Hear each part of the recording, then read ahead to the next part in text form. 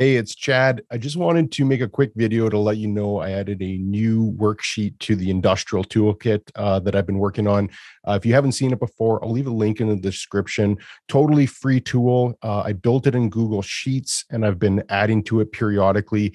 My goal with it is to just provide anybody who's interested in using some of the tools that I use on a regular basis.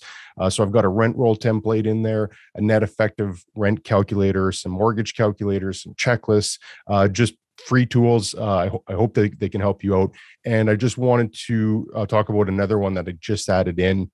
And I'm going to share my screen here just so I can talk about it real quickly. So it's called a Lease Abstract form, and it's not magical. There's not a whole lot to this. You could easily create this yourself quite quickly. Some of the other spreadsheets in this toolkit are a lot more robust and have calculations and take into account a lot more things. But more what I wanted to talk about with this Lease Abstract thing is to just give you a template. I use these all the time, whether you're looking at a property with a lot of tenants in it, or whether you're looking at your own portfolio.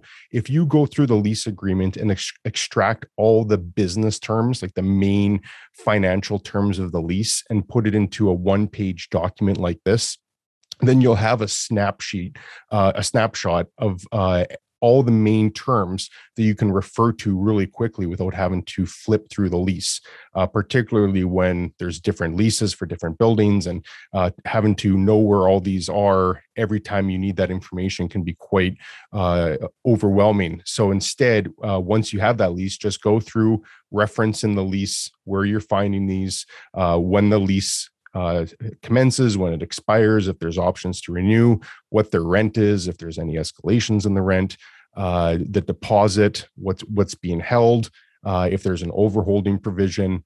This would also be the bare minimum. So there could be additional terms that you want to note, such as if the tenant has an option to purchase or anything else that's pertinent in there. But if you extract that at the beginning and then keep a file of all these lease abstracts, it'll make you that much more organized, and you'll be that much more efficient and able to pull up this information without having to go through the lease every time. So again, pretty simple document on this one. But I think if you can get in the habit of doing these regularly, it'll just make you that much more organized. So again, free workbook.